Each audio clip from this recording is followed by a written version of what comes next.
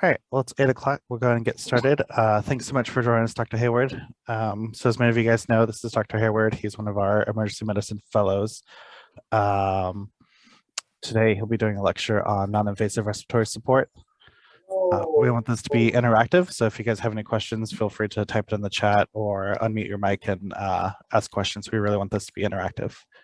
And I'll let you take it from here, Dr. Hayward. Awesome, thanks so much. So my name's Harrison, one of the third-year PEM fellows. Mike Quinn and Josh asked me to give this presentation here. I know there's some, recent developments maybe coming with regard to high flow use.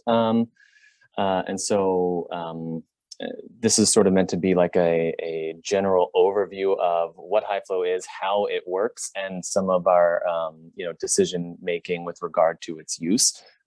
So I would say that I have these slides prepared, but I am happy to get derailed as much as you guys need. I don't feel strongly that if the information in my slides is sufficient, awesome. But if there's other stuff you want to talk about, like I said, I'm happy to get derailed a bit. So please feel free to jump in at any time. The goals and objectives for this talk is to do a very brief sort of review of pulmonary mechanics and to talk about types of respiratory failure. And then we're going to be primarily focusing on the use of high flow and evidence supporting its use, and then construct an approach to assessing the adequacy of the respiratory support that we're providing. We will touch a bit on all of our other modes of support that we're familiar with, things like CPAP and BiPAP. But primarily I want to focus on high flow here. So jumping right in to our pulmonary mechanics, right? The chief job of the lungs is to perform gas exchange, and that's oxygen in, carbon dioxide out, the oxygen coming from the atmosphere. And then the CO2 is the byproduct of cellular metabolism from all of our organs and tissue here. And so the two components of that function are oxygenation and ventilation. Oxygenation is, of course, ultimately the diffusing of gas from the atmospheric air that we inhale into our blood, which is bound to our hemoglobin, and then also dissolves some just within the blood.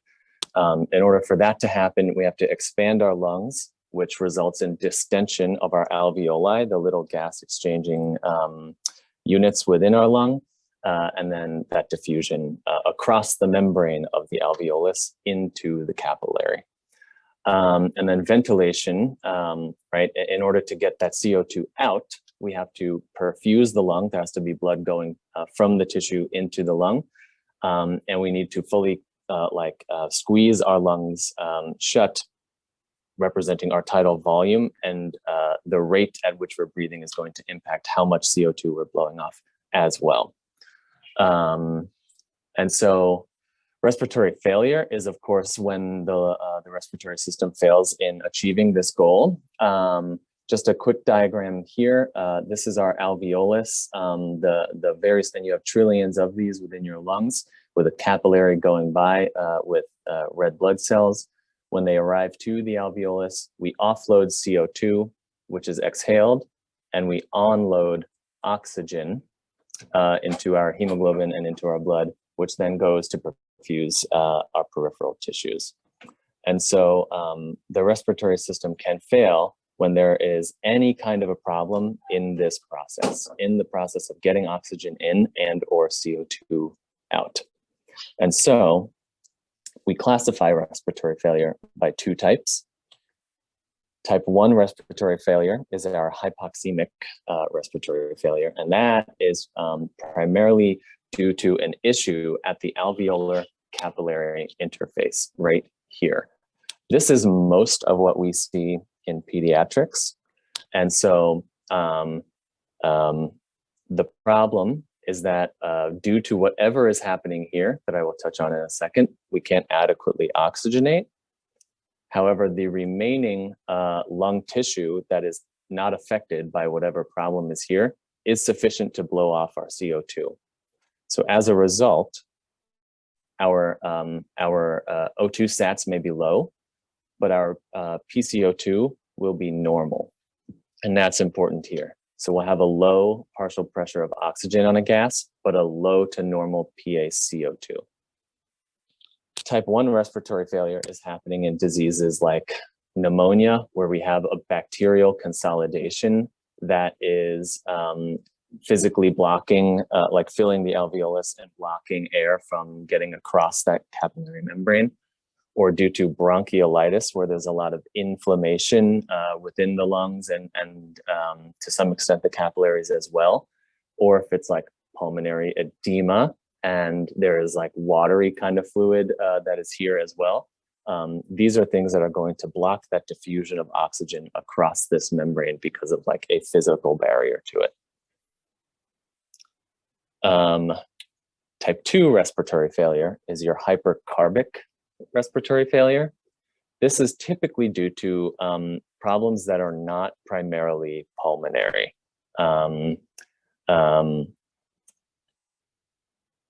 These are the most severe forms of respiratory failure. And these are going to be evidenced on your VBG by a low PaO2, but also a high partial pressure of CO2 because we aren't adequately ventilating. And so we aren't getting air out. These are things, of course, we're talking about peds, so this picture of an old lady is here. But these are going to be things like a decrease in your respiratory drive. So your respiratory rate may come down. So all other things aside, the lungs are functioning normally. But if you're seizing, right, your central drive to breathe may not be entirely there. Similarly, if you have an ingestion of a toxic substance and you're altered, or if you have a trauma to the brain, these are things that can all decrease your respiratory drive. So you may be hypoxemic, but you will be hypercarbic as well. Obstruction of the airway can cause this as well. If you have like a foreign body lodged in your upper airway, then no atmospheric oxygen is getting in. Also, no CO2 is getting out. So a trach blockage can cause this as well. And then severe reactive airways, like in asthma or obviously reactive airway disease in the younger kid, can cause enough of an obstruction to air getting out that it will result in hypercarbic failure. Restrictive lung disease, things like chest wall deformities, pectus, or neuromuscular diseases in which you aren't able to fully expand your lungs will cause this type of respiratory failure as well. And then other things like cardiac arrest, right? If you aren't perfusing the lung because the pump isn't working, you're not going to blow off CO2. Or if you have a pulmonary embolus that is huge, you're not going to get that blood to the lung again. And so that's the problem there. I think it's important to distinguish the types of respiratory failure because the way that we treat them is very different. If we have a problem with oxygenation, then the way that we treat it is by giving things like high flow nasal cannula or CPAP.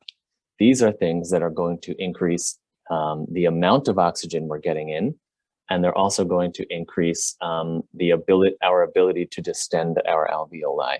So that's going to be PEEP.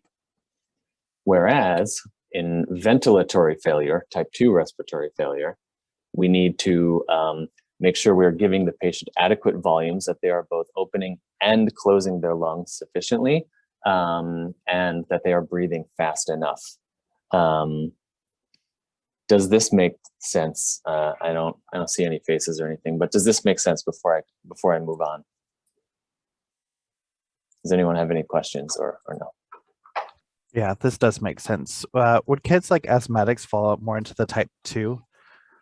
So I would say that initially the asthmatic is going to be your type 1, but if severe enough status asthmaticus, then the problem is that they're the larger airways, the ones with smooth muscle, are going to be so contracted and spastic that what will happen is as you use your diaphragm and your intercostal muscles, right, you create that negative pressure to bring air in, and there's no and that isn't the primary problem. However, with their already with their already spastic and constricted larger airways, when you then generate your own positive pressure by contracting, by relaxing your diaphragm and letting it come up, it's very difficult for your lungs to push against that obstruction. So asthma and reactive airway disease is primarily, yes, an obstructive disease where it's difficult to get air out. And so in a severe case, they're going to need help. They're going to enter type 2 respiratory failure. And it is for that reason that in severe asthmatics, we go to BiPAP so that we can help to, in addition to giving them bronchodilators, we are giving them the positive pressure to physically force those alveoli and those small airways open. Does that make sense? Yeah, so they usually start as a type 1 and disease progress into type 2? Correct. Cool. Great. And so high flow is really, for these reasons here, useful in treating type 1 respiratory failure and not generally so helpful in treating type 2. But coming to high flow, what is it? It is our means of delivering heated and humidified oxygen via nasal prongs at a higher flow rate than we are able to with low flow nasal cannulas. Generally speaking, there are really two big market brands, the Optiflow and the Vapotherm.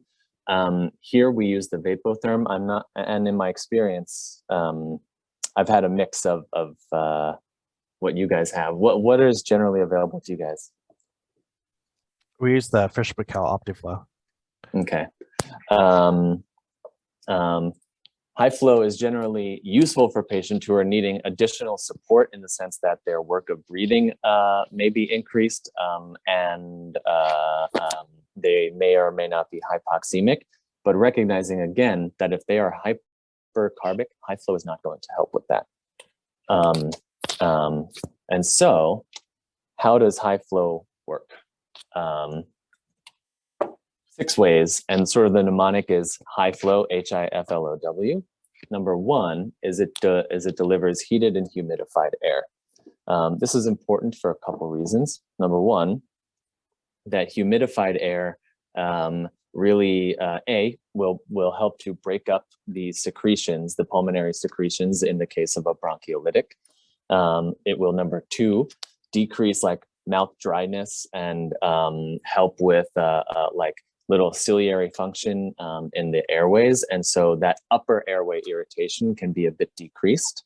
And so all of this functions to ultimately reduce airway inflammation, which will then decrease the calorie expenditure required to breathe. Because as you can imagine, in a small child or an infant, that work of breathing is a large calorie expenditure. So the second way is by increasing laminar flow, right? Turbulent flow, whether you have mucus here on the side of your airway or plugs scattered throughout your airway, turbulent flow just has higher resistance than does laminar flow. And so just the act of pushing oxygen into their airway, we are increasing this laminar flow, which makes their work of breathing easier. Functional residual capacity. Basically, high flow does deliver some very small, highly contentious topic, but small amount of PEEP. As you can imagine, these prongs are sitting in their nose, and very young babies, under 2-3 months old, are obligate nose breathers. And their mouth is really only used for feeding and crying. And so in younger kids, in that age range, high flow tends to generate a higher amount of PEEP. But it's easy to imagine in anyone older than that you're losing a lot of air through your mouth as well. So you're not truly getting any measurable PEEP with that. Ella is lighter than CPAP, so in our kids who are bothered by everything, it's generally tolerated better. And then this kind of speaks for itself, but by increasing their FiO2, we are helping to improve their O2 sats. And then lastly is this washout of dead space. So the theory being that, right, all the gas exchange is occurring down in your lungs, and the rest of your upper airway and your nasopharynx, your oropharynx, is full of air that has some amount of carbon dioxide in it. And by blowing a high FiO2 into this space, we are increasing the amount of like spare oxygen that is available within this physiologic dead space here. So it's kind of a theoretical like increase in our reserve. So I think this high flow mnemonic is a good way to remember the means by which high flow works. And so, does high flow help? I think we've all experienced it at some point or another. And so we know anecdotally, right, that it will help with our work of breathing, especially for our broncholytics. It will improve our respiratory rate very often, and it will improve our SATs. As healthcare providers, it makes us feel better about the patient's appearance, because they will very often, due to all of these reasons here, look much more comfortable on high flow than they do without it. But my question for you guys is, do you have any idea, what is your sense of does high flow nasal cannula impact any measurable important patient outcomes? When I first started on the team, high flow was fairly new to us. And I just remember these kids who would get intubated right away. We would do a lot of intubated transports for these broncholytics. And since the implementation of high flow on transport, we've seen a whole lot less intubated RSV babies and broncholytics. So that's the primary measurable outcome that I have seen. And yeah, so, I'm gonna say the same. Like I could be wrong long term, but because obviously we don't necessarily follow all these kids through their whole PICU stay, but yeah, definitely a decrease in intubation for us. awesome. That is like just so the perfect, that is exactly what let's talk about that. So that it's very interesting that you say that, because you are correct in the sense that fewer broncholytics get initially intubated since the introduction of high flow. And so as far as like our transport and our emergency room management goes, we feel like, oh yeah, there has been this change in outcomes since the implementation of high flow nasal cannula. However, when we follow these patients throughout their hospital course, there has actually been a lot of research that has gone into this. And over the last couple of years, it has become among PZD docs and ICU docs a highly contentious topic. And I think Mike Quinn asked me to talk about this because I'm a bit known for my strong feelings about high flow. But what these studies showed is that the widespread implementation and adoption of high flow nasal cannula for the treatment of bronchiolitis specifically has not resulted in any appreciable decrease in the days of illness, in the ultimate rate of intubation. Now, when I say that, I am referring to broncholytics who require intubation as an inpatient. The thought being that we have the patients who we intubate during or before transport, and then they come in, and then when they're admitted into the hospital, they may be extubated, they may be transitioned to another mode of respiratory support. And so what these studies are really looking at is the kids who are on high flow and then admitted. After they were admitted, is there any change in how many of them needed intubation? And the answer to that is pretty decidedly no. It has resulted in no change in mortality. And also, interestingly, it has not resulted in any change in the overall hospital length of stay. right? So it's crazy to think that, you know, what you just said, which is that, you know, there are fewer broncholytics that we transport intubated. It's crazy to think that those intubated broncholytics had no longer a hospital stay than our high flow kids do, right? I find that fascinating. I have a question about that, Yeah. if I could, and it may be that, you know, it doesn't appear in any of the research. I wonder if there were fewer days intubated, because I mean, we know long-term, right, intubation and ventilation in that way, like, is not without its own set of risks. Is there any change in the number of days that they required intubation? Like going from, they required it for 3 days previously and now it's 2, like, at all? Yeah. So that hasn't, that days of intubation, so this study here is like kind of the most famous and most widely quoted one. If you want to look it up, this study just came out in summer of 2021. They looked at a lot of things, including length of hospital stay, but also length of ICU stay.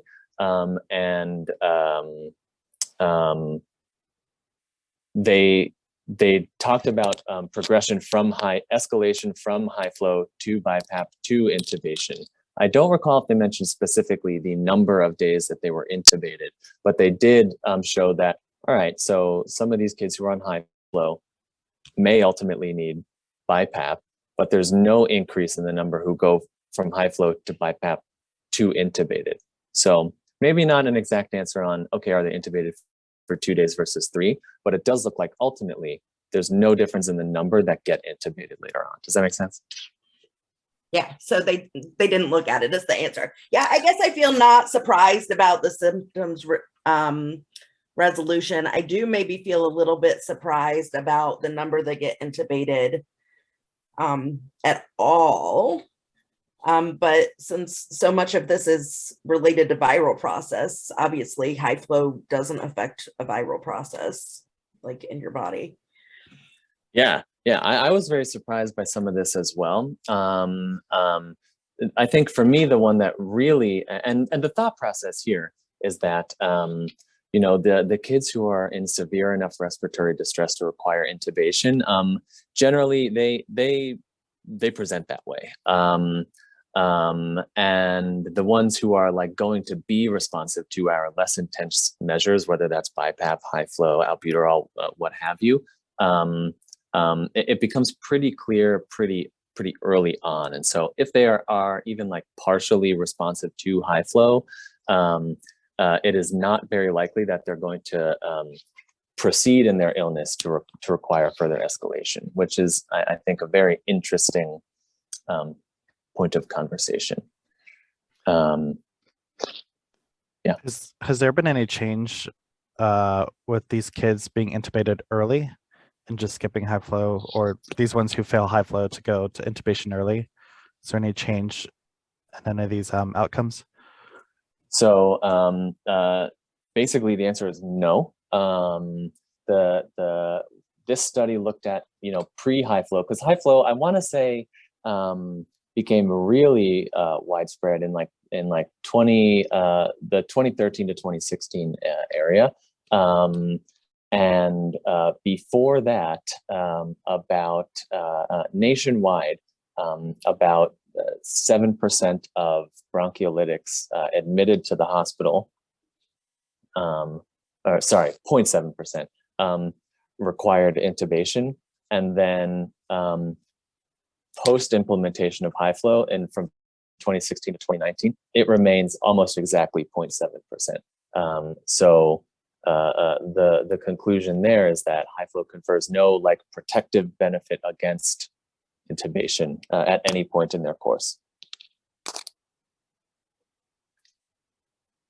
Which I think, to me, begs the question, right? Are these patients, so the reason that these kids, we used to intubate them, it makes you ask that, right? Like, if high flow really has no effect on these patients, like intubation requirement later on in their course, then why did we have more broncholytics intubated before high flow, right?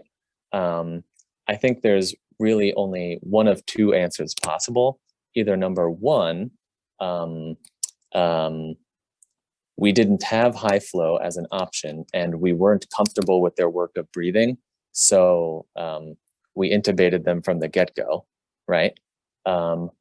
Or option two is, the severity of bronchiolitis changed. It used to be worse, and so we intubated more, and bronchiolitis got less severe, and so we have to intubate less.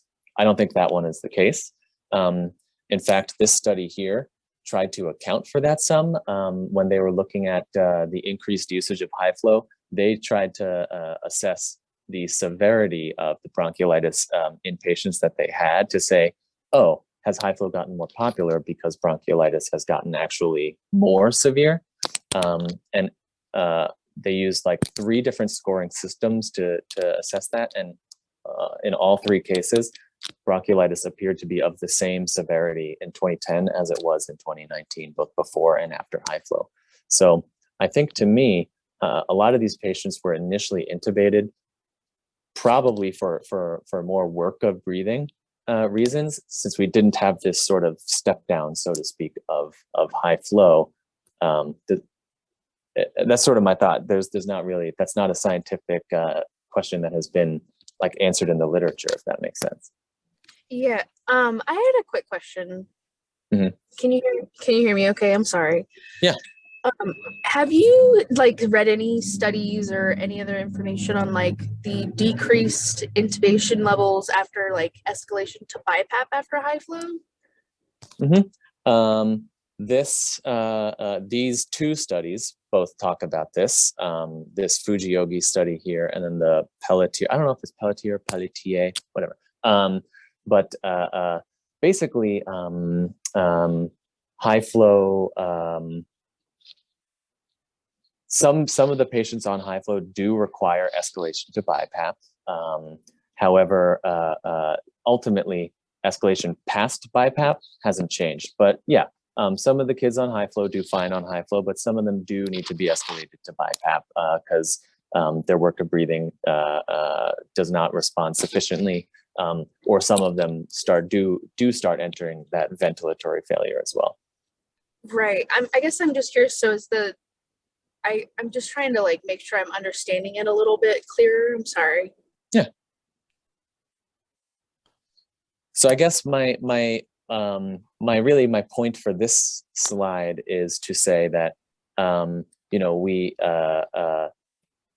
big picture, just under 1% of bronchiolytics were required intubation for ventilatory failure prior to the introduction of high flow, and the same proportion of patients require intubation after the introduction of high flow.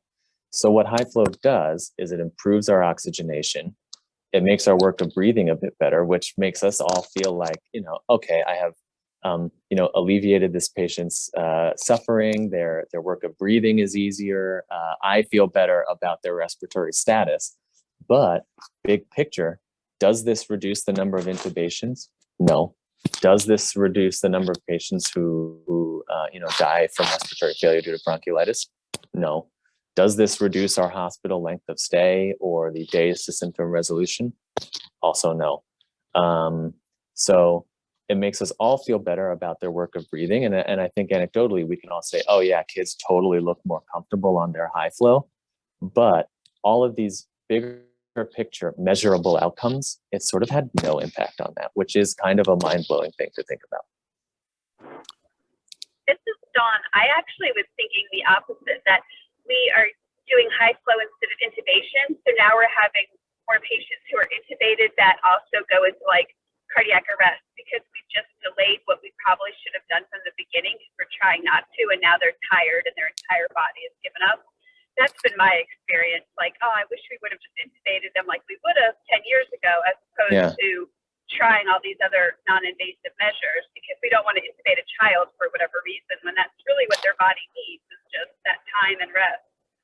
Yeah, And so, I think what you bring up is an important point, which is that, a lot of these bronchiolytics, the spectrum of critical illness that these kids can present with is so wide, and all of us probably have like such varied experience because of that. And so when we sort of accumulate the data from like hospitals across the country, in order to try to get a better idea, because we have all had such varied experience with it, this is the stuff that we see. So, I think to me, speaking as somebody who is not on your guys' end of this, right? To me, when I see a bronchiolytic who is going to need intubation, I think it's pretty apparent pretty quickly. Kind of coming back to what you were saying, is that like you see these kids and you're like, oh, we tried to avoid intubation, but they totally needed it. And to me, these kids, I think it's pretty apparent pretty early on.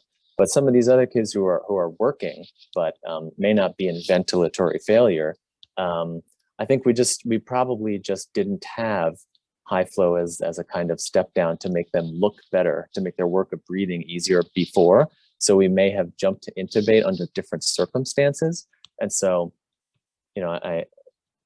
I'm babbling at this point, but I think the point is, yeah. Sorry. So these bronchiolytics who are failing high flow, typically our escalation is high flow to BiPAP and then transition over here, and I guess they're getting intubated anyways. So these kids who are failing high flow, should we have a lower threshold to skip BiPAP and to intubate them? We will come to that. I will answer that question. Oh, cool. Thanks. Yeah. Just to wrap up this slide. So these are the things that it has had no effect on. It may decrease positive pressure use, but some of these kids do still fail it, so they require escalation. But it has resulted in hospital costs for treatment of bronchiolitis, inflation adjusted, have tripled over the last decade, and admissions to the PICU for bronchiolitis have doubled in proportion. So like it used to be like 11% of bronchiolytics that came to the ED were admitted to the PICU, whereas now it's about a quarter of them, like across the country. And so, my big reason for being on this, for talking about this stuff is a much larger conversation, but, one could argue that if high flow doesn't impact any of these important outcomes, why don't we do high flow on the floor?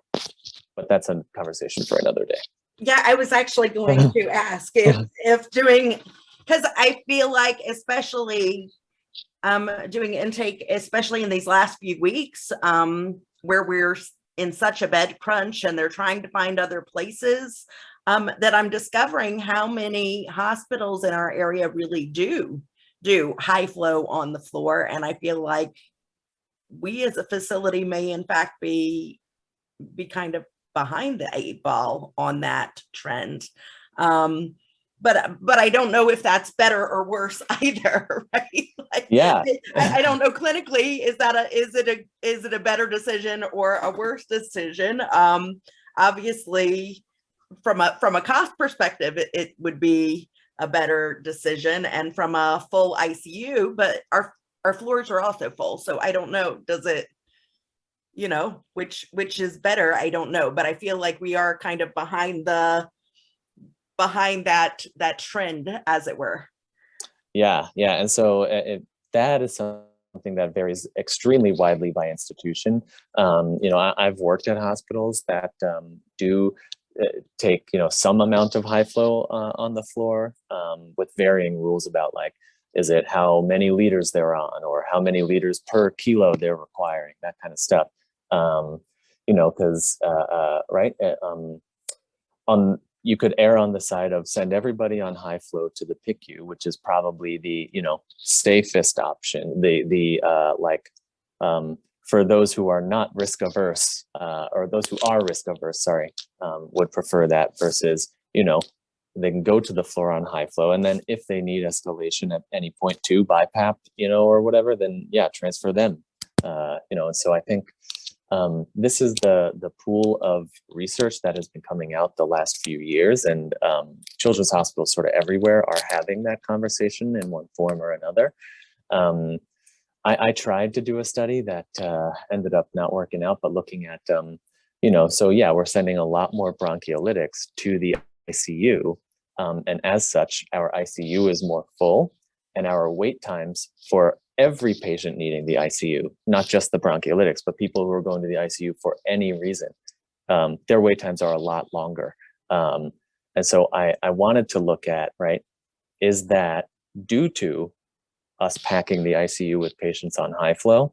But the trouble is, there's a lot of other confounding factors like, staffing issues that are present now that weren't present at the beginning, and EMR usage, a lot of other things. So it's very difficult to say, but I think anecdotally, that's you're right. It's something that we experience.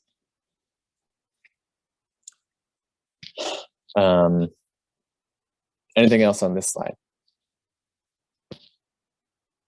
Cool. So I'll sort of breeze through this here. Just to sort of poll anybody answer at any point. So going back to our type 1 and our type 2 respiratory failure and thinking about the ways that high flow works, is high flow likely to help somebody who is having a respiratory failure due to a seizure? Yes or no? No. That's right. How about bronchiolitis? Yes, but they may get tubed anyways. Somebody who had an opioid ingestion. There's only 6 of these. I'm happy to answer all 6, but if anyone else wants to chime in too. I wouldn't use it for that. I'm sorry? I probably wouldn't use it for that. I would agree, because this is a problem where the respiratory drive is is suppressed. So you either need to reverse that or ventilate them. So that's right. No. Tougher one. Pneumothorax. Is it helpful for this?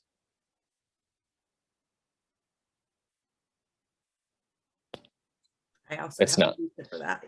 Yeah. Yeah, right. It's not. So, right, I think it's coming back to, like, is the problem due to an issue at the alveolar capillary interface or something else that is impeding the patient's ability to breathe? In this case, yeah, high flow is not going to help. You got to get rid of that pneumothorax. Somebody with tracheomalacia, though, it will help with this. The thought being that it's improving that laminar flow, which is turbulent around their stenotic airway. So it's helping somewhat with that. And then in pneumonia, it will also help, right? Just improve our oxygenation there. And so for me, these are the symptoms really suggesting that it may help. Importantly, if these symptoms are not resolving with things like nasal cannula or bronchodilators, if their work of breathing is high, their respiratory rate is high, of course, if they're desatting, and some of this other stuff. So just briefly, I'll cover this, but I think it's nothing new to anybody, is that the cannula should occupy about 50% of the nares and not pinch the nasal septum here. And then these are the settings we generally are starting patients on. This study here was looking at levels of high flow support that conferred A, subjective benefits to work of breathing, and then B, past which any difference to their escalation so if we put a patient on 1 liter per kilogram of high flow, did it help their work of breathing? The answer is yes. Did it reduce the number of patients who need BiPAP? Yes. And then they asked the same question with 2 liters per kilogram of high flow. And the answer was yes to both of those. It did improve their work of breathing, and it did reduce the number who needed BiPAP. But then when they looked at higher amounts of flow, like 3 liters per kilo, 4 liters per kilo, past that, those patients, it stopped having any appreciable effect. And that's probably because, right, like I was saying before, their mouths are open, we're not actually getting any positive pressure, any like significant measurable positive pressure. And so patients who are needing more than 2 liters per kilogram per minute of high flow are just patients who are not, who need BiPAP, right? So it's for that reason that we kind of max out at 2 liters per kilo. This is not anything scientific. This is just sort of good, you know, starting points in flow for patients of certain weight ranges. But, you know, someone who's 10 kilos, I might max them out at 20 liters. 5 kilos, I might max them out at 10. And then the FiO2, right? We can put this anywhere from 21% to 100%. That being said, I think if patients are really having that much trouble oxygenating and you're needing FiO2s higher than like 60% or so, you need to start in your head saying, this might be someone who needs BiPAP. Any questions here on this slide before I sort of move on to decisions to escalate or ways to escalate? No, cool. So acknowledging again that when it comes to our settings, we will flow and FiO2. I primarily think of flow as helping with work of breathing. So if I have a patient on 1 liter per kilo and they're still tachypnic, they're still retracting a bit, then that's them telling me that they need more flow, right? They need an increase in that positive pressure. They need an increase in their laminar flow. And so for these reasons, I would go to increasing their flow rather than their FiO2, whereas FiO2 is helping with our hypoxemia. And so importantly here, you really want to administer the lowest possible FiO2 to achieve your saturation goals of mid to upper 90s. You know, patients don't need to be saturating 100%. If we had a way to measure, okay, we have gotten them to exactly 100% and we have provided them no extra oxygen whatsoever, that would be awesome. But since we don't have that, we just say, okay, they're satting 100%, but I have no way of knowing if they're getting extra, like more than they would need. And too much oxygen actually is toxic to tissue as well. So my goal is for them to be in the upper 90s, sure, maybe 100 here and there, but I don't need them to be setting 100 all the time. So the lowest FiO2 to achieve an adequate sat is what I'm aiming for on high flow. Questions here? When it comes to escalating, things that tell me a patient needs to escalate are they're requiring too much FiO2. Their work of breathing is not responding to up to 2 liters per kilogram of high flow. Importantly here, if it was a patient who had a gas at the outside hospital, and then on your guys' arrival, you were able to repeat another gas, or en route you were able to get another gas, a patient who is tachypnic because they're having bronchiolitis, their respiratory rate is high. So they're blowing off a lot of CO2. That is why in somebody who is in respiratory distress, I should expect to see a low or normal PaCO2 on my blood gas. But if I'm seeing that number creep up, that is my sign that they are transitioning from that type 1 respiratory failure to that type 2 respiratory failure. So if I'm seeing that in my trends of gases, I'm escalating them off of high flow because it's not sufficient. And then the last point here is one that, at least in the ED, we run into all the time is, a matter of equipment, right? Is this somebody who's needing continuous albuterol or something, in which case can't make that work with high flow? This is somebody who needs BiPAP. Questions or thoughts about your guys' experience with the decision to escalate somebody on high flow?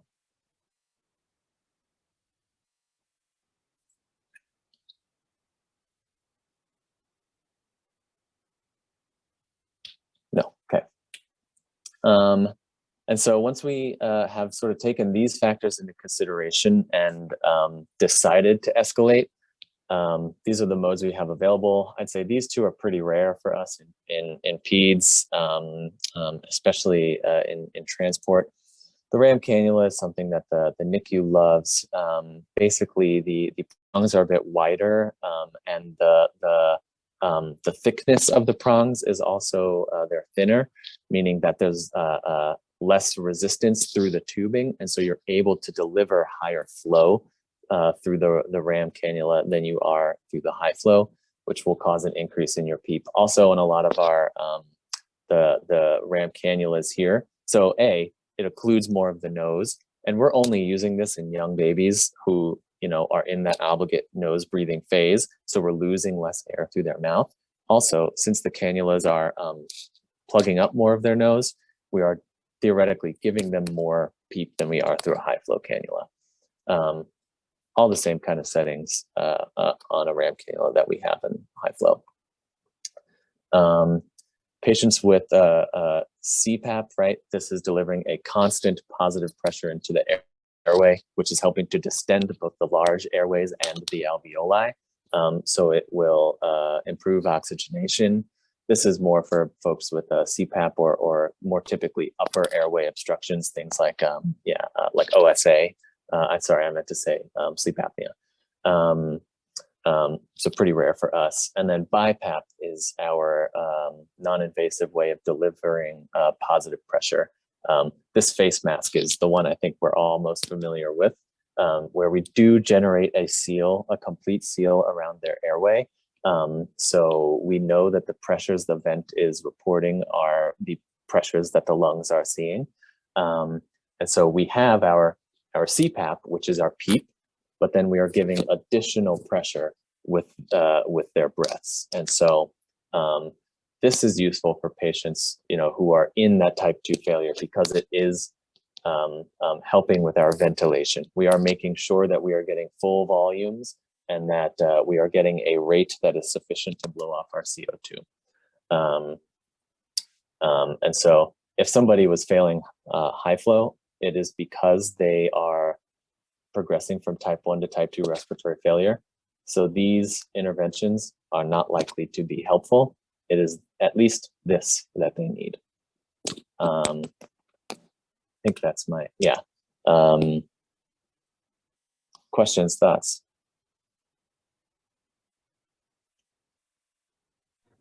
Hey, Doc, I have a quick question for you.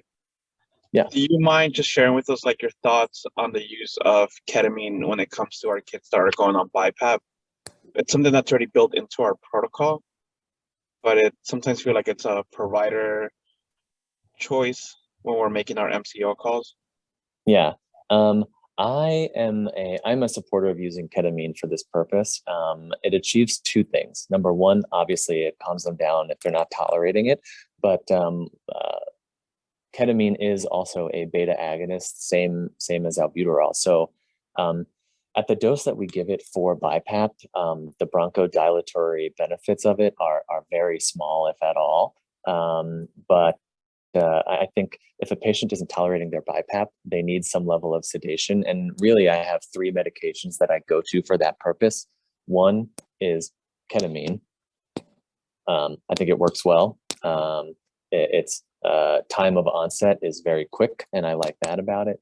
And there's this theoretical pulmonary benefit. Our other option is Precedex, not an option for us in the ED or in transport. And then the last one is a benzo, but my trepidation there is because it will obviously decrease your respiratory drive in theory, and so I'm not trying to fight an uphill battle with the patient in that regard. So if I have a patient who's not tolerating this stuff, ketamine's my go-to. I'm a fan of it. Thank you. Mm-hmm.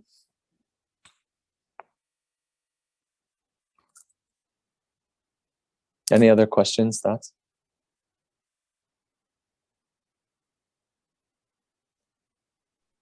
I do not have anything else.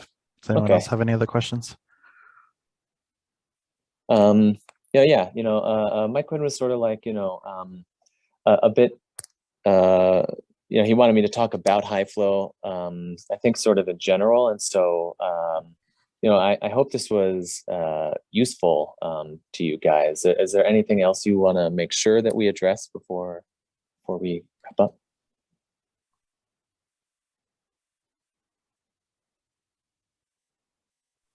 I'm sorry, do you mind sharing that mnemonic for high flow again, please?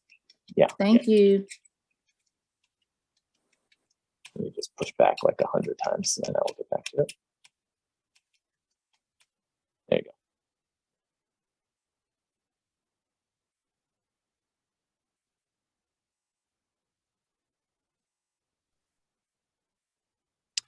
I think it was very nicely laid out, like the key components to escalation. I think a lot of times we want to give these patients albuterol, but they're on high flow and they're tolerating high flow really well. We don't want to escalate them to BiPAP, but they also need albuterol.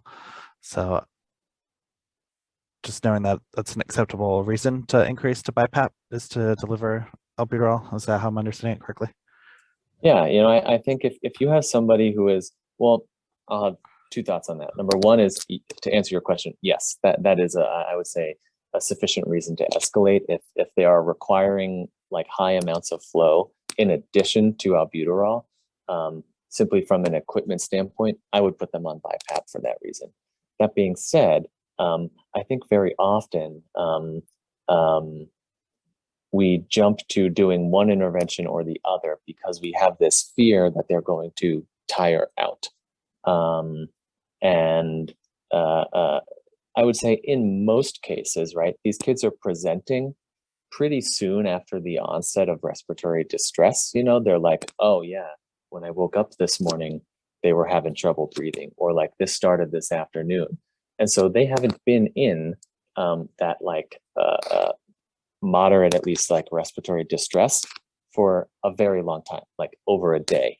So I do think that for a lot of these kids who are on lower amounts of high flow, like 1 liter per kilogram or less, like, they're not going to tire out so quickly. So if your interest is, if you're hearing wheezing, they're, doing that prolonged expiration and stuff, it's not unreasonable to trial taking them off of the high flow in order to do some albuterol and see if it works. They're not going to tire out in that kind of a timeline. But, if you are on high settings of high flow and you are needing bronchodilators, then yes, I would escalate to BiPAP. Do you have any thoughts on these kids that we go to pick up? A lot of times our referring facilities are unable to escalate up to 2 liters just by whatever their floor's max flow rate is. Typically it's like 8 or 10. But these kids who we get there, we immediately bump them up to 2 liters, and then we immediately go over to BiPAP because they look absolutely awful. Do you think that's the better progression, or should we be thinking intubating to take over their full respiratory support earlier on these kids who require such aggressive escalation of care? I think what you're doing is correct. I don't think I would change that because a large number of bronchiolytics, right? Intubating and bronchiolitis is so exceedingly rare, less than 1%, that I think, and even of the children who are intubated, right, mortality as a result from bronchiolitis is even rarer. So I think that it would be an extreme case where it would be incorrect to escalate like you guys currently are. I would continue doing what you're doing. Great, thanks for that. Yeah.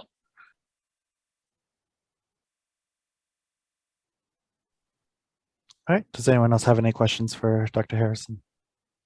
Hayward, Dr. Hayward, I keep saying that. But I am not serious enough or old enough to be, just call me Harrison. But thanks for having me, guys. Hope this was helpful. Thanks so much. Thanks for coming out. Yep. So I think you guys have a couple minutes then. I know you have stuff all day. I'll head out because I have my own conference this morning. All right, take care. Thank you. All right, and everyone else, I'll start the next meeting at 9:30. So if you guys would like to join for that, we'll have Dr. Quinn on. Thanks, Thanks. Josh. Thanks, everyone.